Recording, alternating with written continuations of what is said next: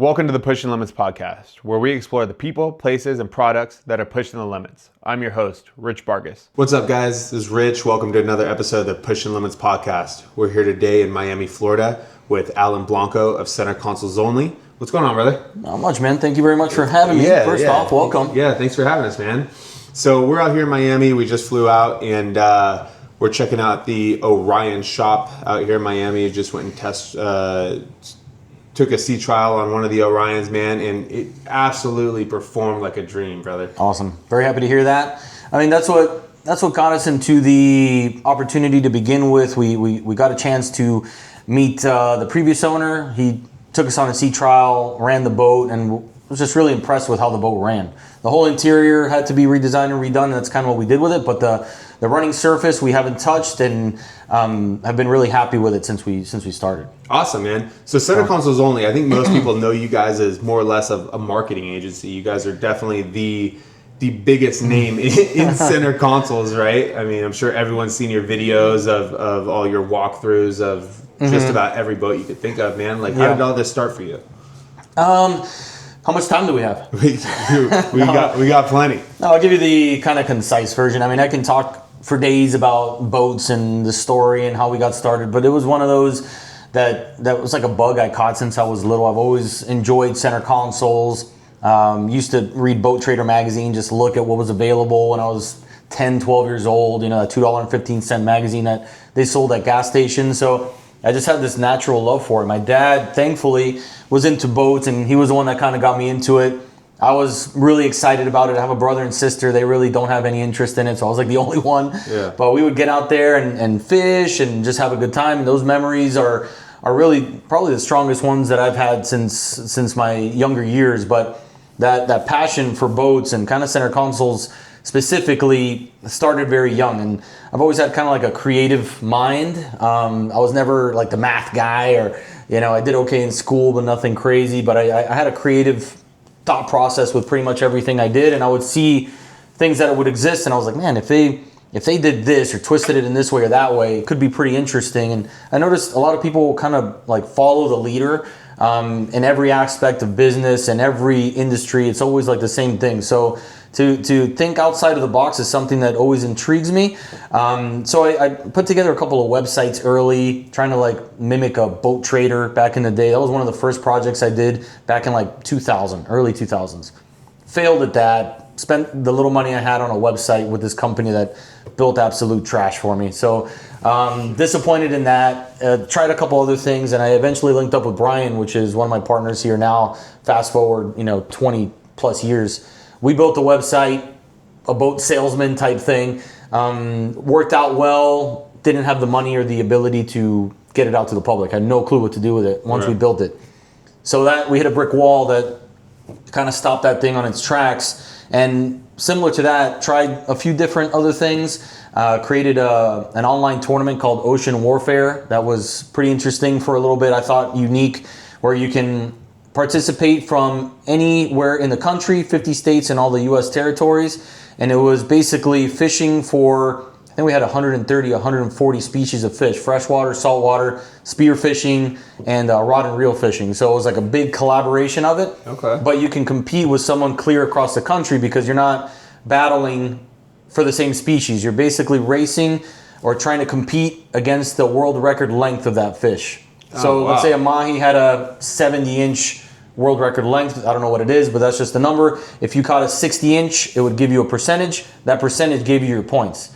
So you can only get one species of fish per category. So you go out almost like with a game plan. You couldn't go and just get a school of gaffer mahi and win. You get your biggest mahi, submit that with a ruler that we gave in, a timestamp, and then you have to go after another species. So we got a few hundred people to get on that, and that was well before Center Consoles Only.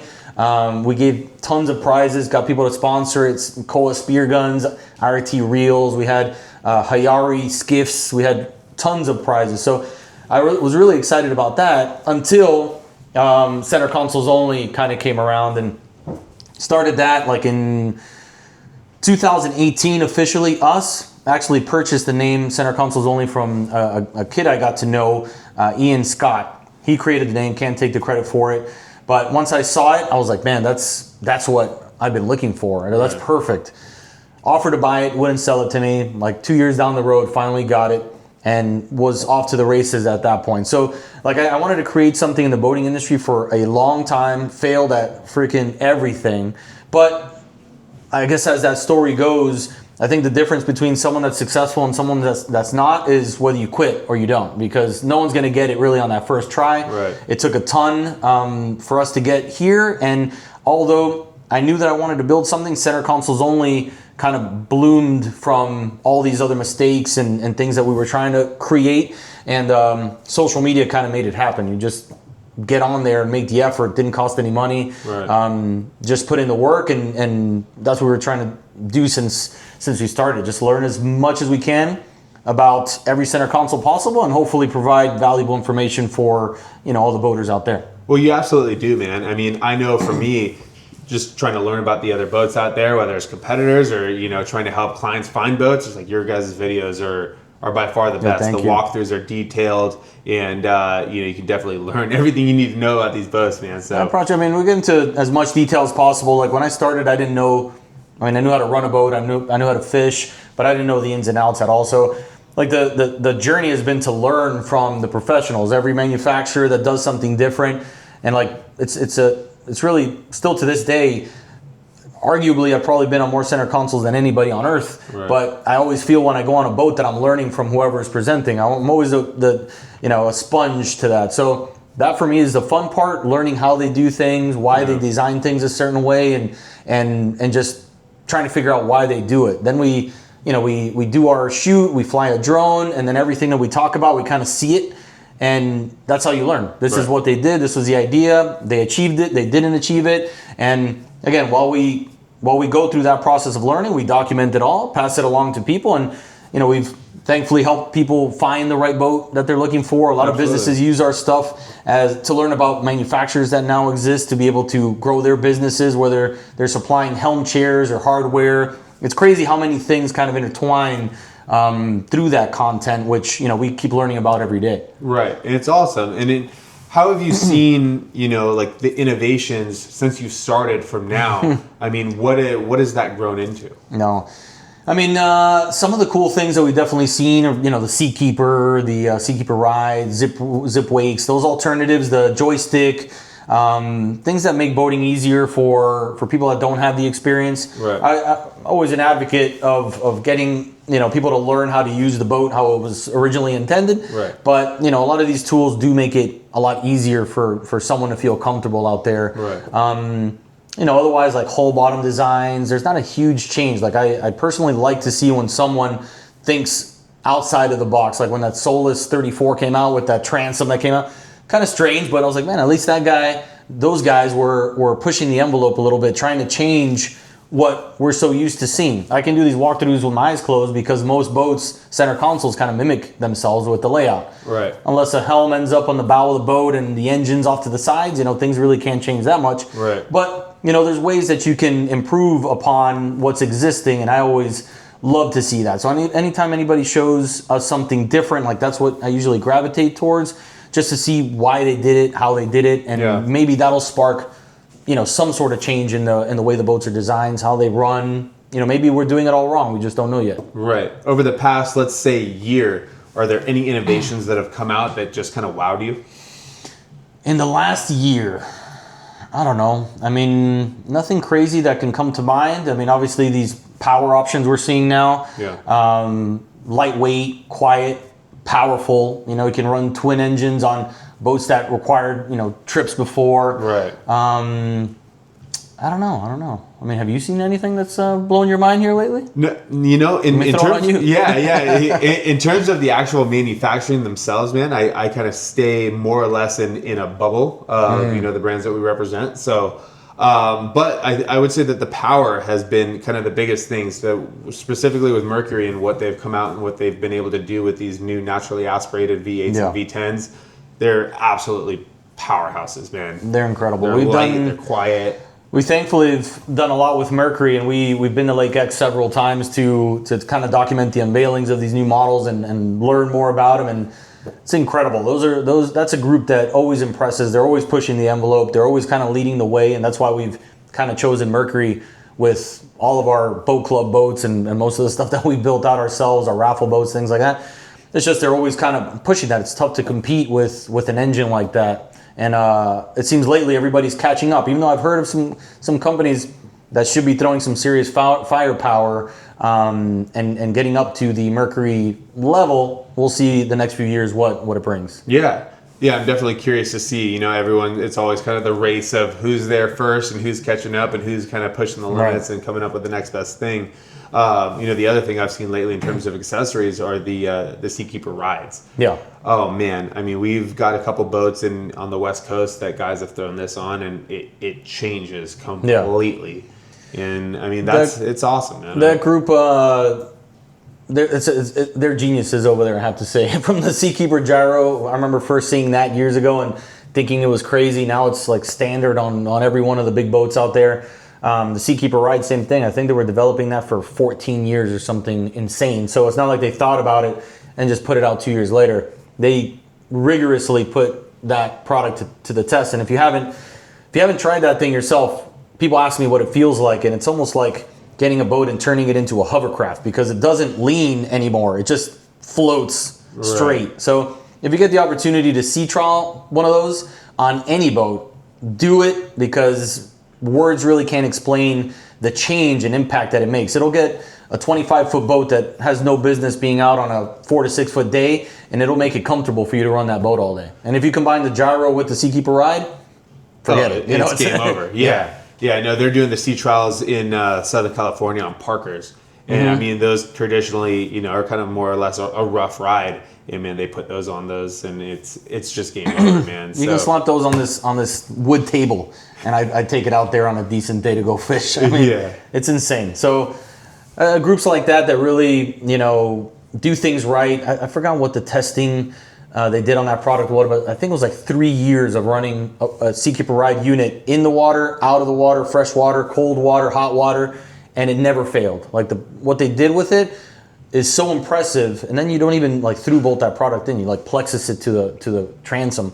So very impressive. I'm always impressed with when those guys come out with something or they say they're going to do something.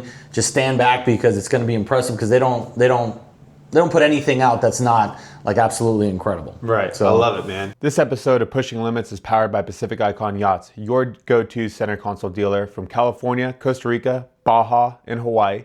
We deliver more than just yachts. We deliver legacy. Join us at pacific-icon.com. So did you grow up here in Miami? Yeah, I did. Born and raised. Nice, man. And so I hear you're more of a spear fisherman than anything, huh? I used to be. Now now I can't say I'm in the shape to do any of that. Yeah. I mean, I've gone a couple times, but I used to spearfish. Nothing crazy, but I'd go out twice a month, 3 times a month. There you go. With some friends. We used to go out on a 17-foot Key West. And we'd take all our gear, and as long as I get out there, I've been out in a 14-foot aluminum skiff with a 9.9 kicker. Anything that would get us in the water, whether it be saltwater or freshwater pond bass fishing for largemouth and peacock. Yeah, that's all I would do. I played baseball growing up, and fishing and spearfishing, that was all I wanted to do. There you go. What's your favorite species to target? Spearfishing or fishing? Spearfishing. I mean, I wouldn't do anything crazy either. I never got into like the blue water stuff. Yeah. Just never had any friends when I was in that age that knew how to do it. Now I get the invitation, but I'm like a little bit more hesitant. Again, I'm out of shape, and I have 2 little girls at home, so I unfortunately had a few friends, 3 of them that passed due to shallow water blackout. Oh man! So once I had that, and they were way better than me. So once those things happened, I kind of laid back from the spearfishing. I had 2 little girls; they're 4 and 7 now. So I have a lot that I need to live for, and I take things more careful. Now I'm like, I used to not be scared of anything. Now I'm like, I don't know. I'll stay, I'll fish the reef, I'll do something else. So I'll go lobstering, but I'll use that Dive Blue Nomad, that like compressor thing. Oh, there you go. So some people may make fun of it. I don't really care what people say. They make fun of it or not. But you're like, if I'm having a good time. Yeah, if I'm gonna have to dive down 100 times and I'm gonna cramp in my 4th dive, then what fun is that? So exactly. Again, I go out lately. I haven't been able to fish that much like for just enjoyment with friends or family. Usually when we go out, it's with a boat manufacturer, with the captain, that we're shooting something, which is fine. You know, we try to keep it during the week because weekends I most of the time try to keep it, you know, free and clear of shoots and stuff to be able to hang out with my family. Right. Does the family like going down on the water? They do more now. Yeah, my wife was never really introduced to it much, and she enjoys it. My daughters, the 7-year-old is like a nature fanatic, kind of like what I was. I always have like reptiles. I have a ball python right there to your right. She's just like me. She likes animals and now enjoys fishing. We've been going to the Keys a lot, so nice. They're starting to catch the bug, which is good to see. Yeah. I love it. So you guys at Center Consoles only, you started with doing, you know, all the walkthroughs, all the rundowns on all these boats, and now you guys just came out with the new CCO Boat Club. Yep. Yeah, tell me a little bit about that, man. What's kind of the goals behind that? Where do you see that going? Well, I mean, again, through Center Consoles only, we've been through every rabbit hole on earth. We kind of see what people are dealing with. We own Orion Boatworks. We manufacture this brand, so we're not taking away from the sales side of things, but we realize that there's a ton of people that would love to be able to fish, spearfish, take their family out on this kind of boat, but can't necessarily afford it. There's some older people as well that have been fishing and boating for 30 years and just don't want to deal with it. They don't want to trailer a boat. It's just too much responsibility. So there's a growing market, I think, for this kind of program where you can enjoy that quality of boat, and that's really where we're not reinventing any wheel. This sort of thing exists.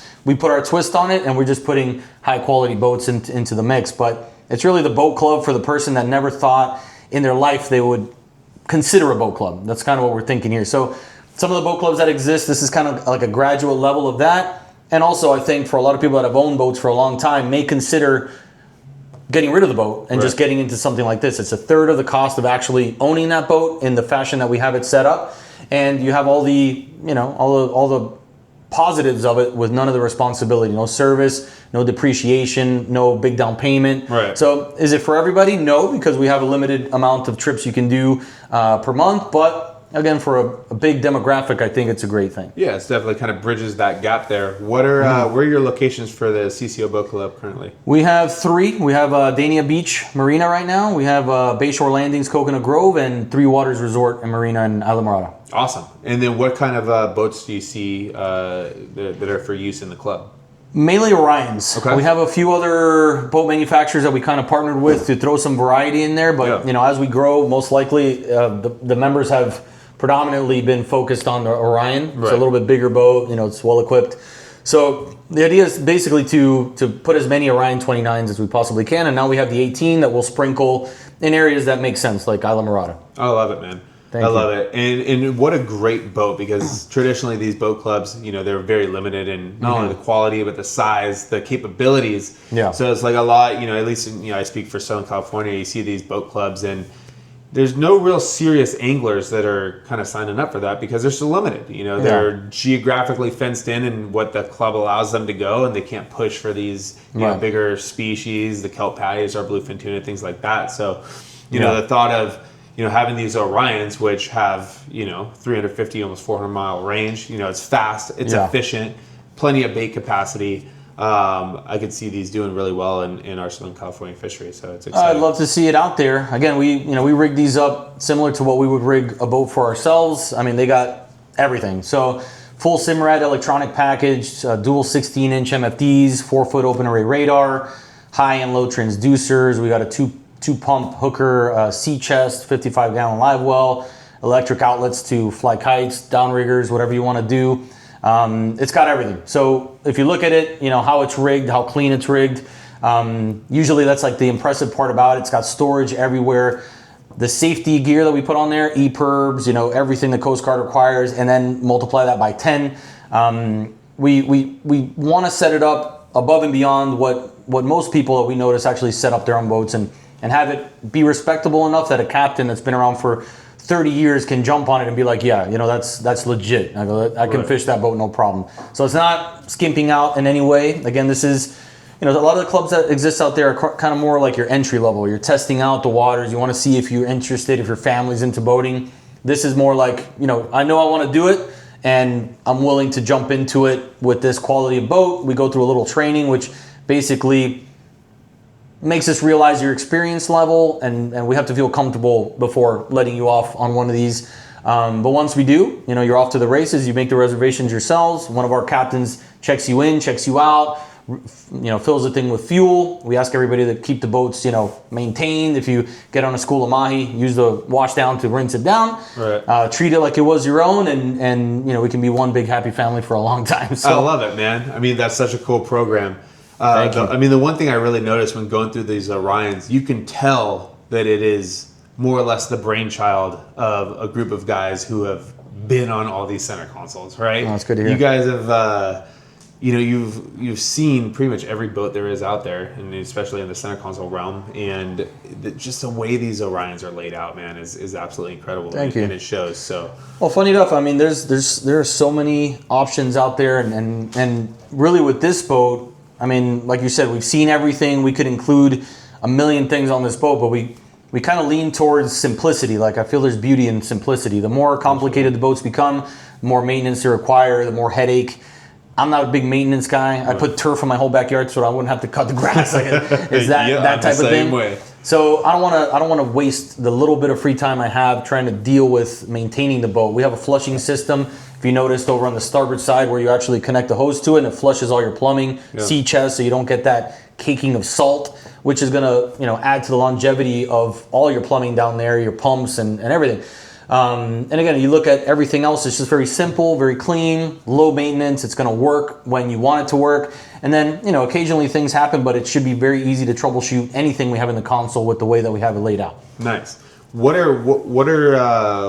would you say are 3 key components or attributes of the Orion that really stick out above some of these other center consoles? 3 key, let me see. Well, I guess, one of those is the simplicity. One thing that we really wanted to achieve with the Orion is riding a lot of these boats. One thing that I really appreciate is when a boat is like extremely solid. I don't hear a rattle, I don't hear a noise. Yeah. Some boats you hear an orchestra going off when you're running it. This thing, if you noticed in your sea trial, you shouldn't have heard anything. So we put a lot of fiberglass in that hull bottom. When it hits a wave, it's solid every time. It's a 3-piece hull. And then that plexus is actually trowel set on the hull side before we drop that deck and liner in. And then when we put the cap in, this thing is like an absolute rock. So, I put that against pretty much anything when it comes to the lamination schedule and the way that we laid that part out. The whole bottom we can't take credit for because that was existing before, and whoever designed that, I think we have the paperwork back there, got to give them the credit for. It's a phenomenal running boat. The fuel efficiency, which for me is huge. Like, the big quad engine boats are great and everything, but doing 0.4 miles per gallon for me gives me chills. Oh, it's draining. Yeah, so especially with the cost of fuel. Yeah, if you can be doing 2.2, 2.4 miles per gallon with a 220 gallon fuel tank, and especially with the twin 225s and twin 300s, I mean, the balance is perfect. We have that fuel tank down the center, which puts that low center of gravity, so it keeps it stable when you're drifting. So we try to just, we haven't really reinvented anything or taken any ideas from anybody. It's just like, how do we get this existing hull platform and distribute everything in a way to maximize it to its full potential? And we still make adjustments and improve, but I mean, so far we're very proud with what we've put together here over the last few years. Absolutely, you guys should be. I mean, center consoles only, man. Obviously, you guys are doing the videos, you guys are doing the walkthroughs. Now Orion and the boat club, man. You guys got a lot of different things going on, and there's one thing in particular that I am extremely excited for that's coming up, and that is the boatsonly.com. Okay, yeah, that's another one. Like, we didn't have enough to do. Yeah, we're excited about that as well. I mean, it's a lot of these things come due to like necessity. It's not that we necessarily just come up with it and decide we want to jump into something else.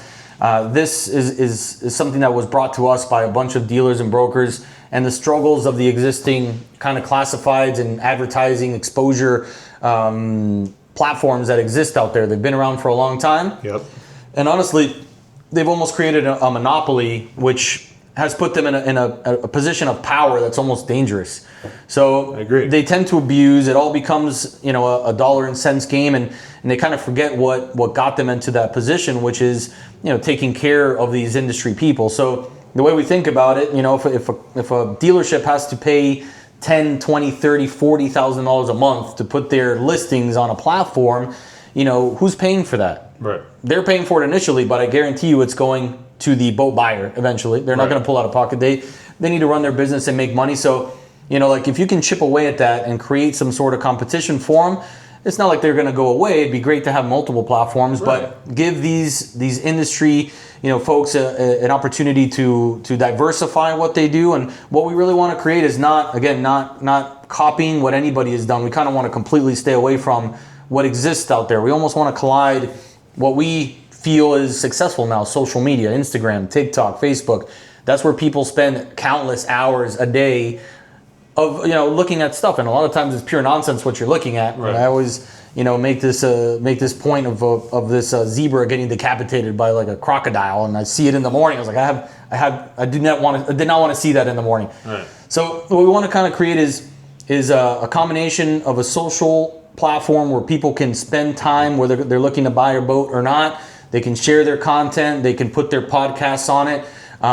They can share the boats that they have for sale. It can be kind of a Facebook marketplace combined with a feed like Instagram. Yeah. But have the content kind of drive what visually this thing looks like. So, you know, if you go onto some of these classified websites, if you're not looking for a specific boat, you're going to go, you find it, no, and you leave.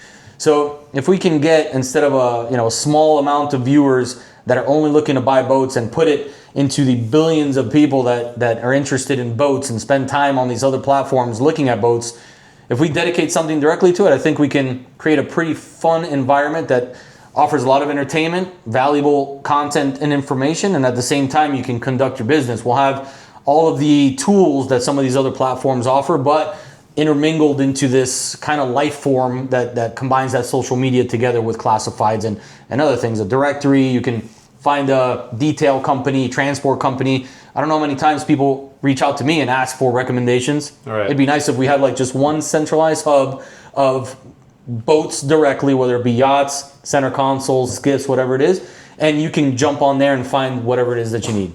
That's awesome, man. And the market needs it right now. You know, especially for, you know, me being a smaller dealer, more like, you know, boutique dealership. It's like the prices with the current programs in place are just, you know, outrageous. So to have something like this where you could be a little bit more creative, and it's not just like, hey, here's a listing, that gets us really excited. That's good. I just think, you know, people get used to seeing something. The boat show format, I feel, is outdated. Like, we can go on and on with things, and we have all kinds of ideas. Whether we put something together or not, we'll see. Right. But, you know, I think people just get used to something, and then eventually it becomes outdated. It doesn't really work as much. Like, being able to have this platform where you can provide some of this content and make it interesting for people to actually learn about those boats that you're selling. Right. You know, I think it's a great thing. So we try to change things up. I think it's time for a change. People have been asking for it. And we'll see. We're going to put it together, and hopefully, you know, we've gotten some pretty great support so far. We'll be launching it in the next month or two. Yeah. So we'll be glad to have you on there. And again, anybody that wants to contribute content, we actually even might set up a format similar to YouTube and some of these platforms that actually incentivize creators to put content on there and get paid per views. We might create something pretty interesting for any content creator in the space. Oh, that'd be cool, man. Yeah. I mean, I know at least on the West Coast, we got so many guys doing cool shit, man. Yeah. You know, they're filming, you know, whether it's with Red cameras or just GoPros. I mean, there's so much cool stuff in terms of content that's happening every single day. Charter captains, guys who are out pushing, spearfishing, whatever it may be. So that'd be cool to kind of bring it all together and you know, make it available for everyone's enjoyment. We'd like to do that. Again, you know, we want to create a platform for the industry. It's not for us. It's not for anyone in specific. It's for everybody. And if we can create something that makes sense for you to spend time on, you to dedicate your time to edit your content and put it on there and actually be incentivized to make money, and we can actually place ads for boats for sale and organically show off what we have in a way that is not intimidating. It's not like a commercial. It's all, you know, organic content that people actually appreciate watching. I think it could be a very entertaining place to spend time and hopefully fruitful for everybody that conducts business in this industry. Absolutely. Well, awesome, man. You guys over here at Center Consoles Only, you guys are definitely pushing the limits, man, with everything that you guys touch, man. You guys are innovators, which I love, man. Thank you. Nothing is just the the same, business as usual. You guys are seeing the needs in the market from this trial and error, from the time that you guys are spending on all these different vessels. You're compiling this information and you're actually filling the needs that this industry needs, man. So thank you guys for pushing the limits, man. We really appreciate it. Again, a lot of this stuff, for real, I'm not saying it because I'm on camera or anything, but it comes from a good place, like trying to help other people. And some of these things we don't make any money on. Maybe they'll make some money down the road. Hopefully they make us some money, but a lot of it is really to help people in need, whether it be a dealership, a brokerage. We have our Captains Club that we're incorporating with our CCO Boat Club, which is a hub for captains that can't afford to buy a $300,000 Orion to charter clients. They can actually sign up to our club and pay per day. So now they can advertise, fish on an Orion, a Costa 264, an 18, and be able to conduct their business without that financial outlay that's required. So some of these studs that are mates for other captains out there may be able to actually take a shot at starting their own business. If we can make it all work, of course, we can make some money down the road. But right now, we have the investment in boats. We're putting together the software at no financial benefit of ours. But I think if we can make those captains win, we're going to win at the end of it too. Same thing with the boatsonly.com. If we can make a positive impact in the industry, I know it all comes around. And at the end of it, we want to be able to hopefully have people, talk about us and say, hey, you know what? Center Consoles Only did good things for the industry. They made a positive impact, and it's something we can all be proud about, in the future. Well, you guys should definitely be proud, man. We definitely see it over here on the West Coast. I appreciate that. We appreciate all you guys' hard work. But thanks for coming on the show, man. We really thank you for appreciate having it. me. I appreciate it. All right. Thanks, guys. This has been another episode of the Pushing Limits podcast. Feel free to go ahead, follow Center Consoles Only, and check them out on YouTube. Thanks, guys. Have a good one. Thank you, guys.